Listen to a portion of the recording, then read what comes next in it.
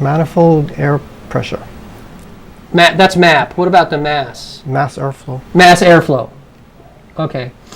So those two sensors, depending on the make of car, I think MAP is Ford, isn't it? Or Varies. yeah, I guess it. Yeah. Most of your cars will have either a MAP or a mass sensor, and that comes early into the procedure. So before we get to talking about that, we're going to switch the chart to another chart of the airflow.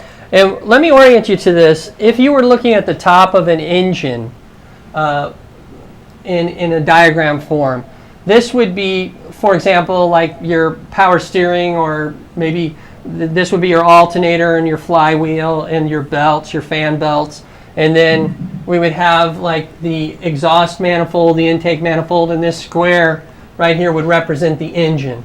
So that kind of helps you get an idea of where we're going with this diagram. Okay, in order to install the system, it's really important to understand the basic idea of how the air flows through the intake manifold and the air assembly into the engine and then out of the engine again. And the reason for that is because we want to find the spot in the engine where we're getting good air pressure, that we are bypassing certain sensors so that we're not interfering with the measurements that they're taking for the onboard diagnostic computer of your car, and so that we are able to have a steady stream of the hydroxy gas coming into the engine in an appropriate place so that the benefit goes to all the cylinders.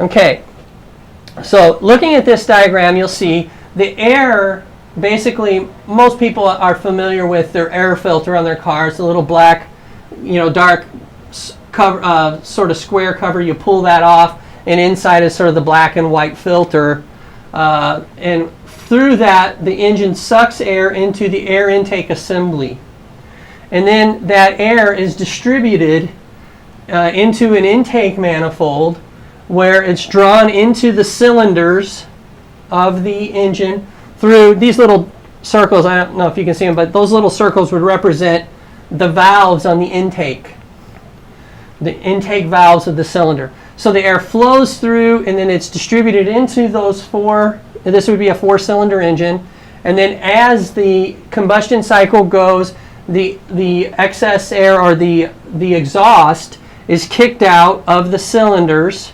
and out through a valve and out the exhaust manifold, where it would go into the catalytic converter and out through the muffler.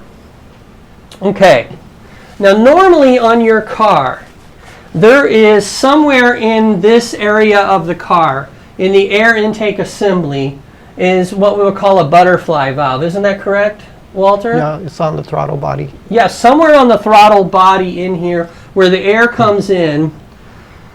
And in front of that butterfly, we have air flowing at what is considered low pressure, the low pressure side of the air.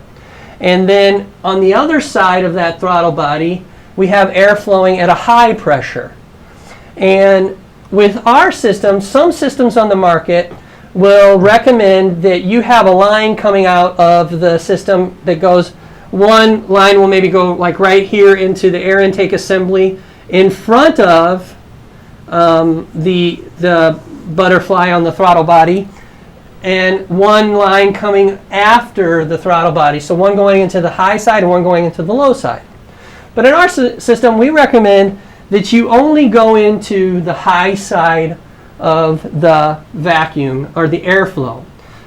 So normally, at least it's been my experience, and any of you can chime in here if you've got other ideas, is the MAP sensor will be located somewhere really close to the throttle body assembly, within, right in front of it, right after it, right in that area.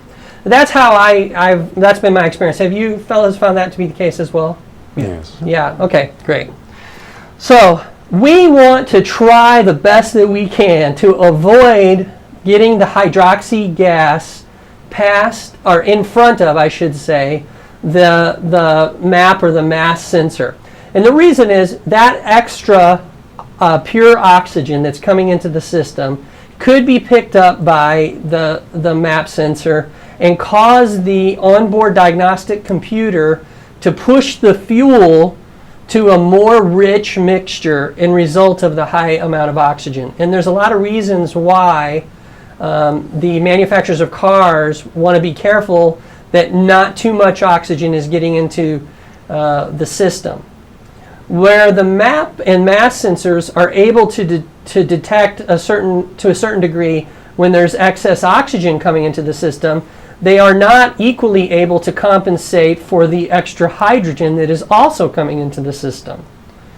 So what has happened in the past is cars will be leaned, and what it means is that the carburetor or the fuel injection system would be tuned so that there's much more air going into the system than there is fuel in the ratio. And that will cause the engine to run very hot, and often happens in high performance race vehicles. When they're leaned too much, they can burn valves and bad things can happen to the engine. And so in order to protect regular automobiles from that happening, the engine, the onboard computer system, or the onboard diagnostic system, or we'll refer to it as the OBD2, the OBD1 and the OBD2, which are the onboard diagnostic systems of different cars. But the onboard diagnostic system, or the OBD2 on the modern cars, will cause the car to go rich. And when it does that, it doesn't matter how much hydrogen we put into the system, that computer will not allow you to get good gas mileage with the hydrogen. So the first step that we look for, the first thing when I open up the hood of the car and I'm planning to install one of the systems, is I start to look for a place on this air flow, in the intake flow, where I can tap into and find a spot, usually after the MAP, so that I can bring that hydroxy gas into the cycle. And the reason why that extra oxygen doesn't cause the engine to burn up with our system is because it's also coming in with a high or a equally concentrated amount of hydrogen. And that hydrogen uses the oxygen to combust in the combustion cycle, and then it combines again after the combustion with the oxygen and becomes water vapor. And the extra temperature that is created in that process is wicked quickly off by that water vapor. And so typically on engines that are using hydroxy systems, water hybrid type systems, they will run 10 to 15 degrees cooler as a result of that water vapor pulling through on the exhaust aspect of the cycle. Okay, so a lot of times people will ask me, Carl, what does that water vapor do? And I bet you guys are asking that question, right? Well, in truth, our cars are designed to run with a certain amount of high humidity in the air normally. And the reason for that is for example, if you drive your car primarily in Las Vegas, then the air is going to be very dry there, and you're in the desert per se. Places like Utah, Colorado, which is primarily desert areas of the United States, Arizona, those kind of places, they don't have many times of the year a high humidity level. But places like Seattle and Los Angeles and here in Hawaii, or even on the East Coast, where the air has a much higher humidity content, the engines are constantly pulling in air that has a high humidity level in them. So your car is designed to be able to handle a certain amount of humidity coming through the system at any time.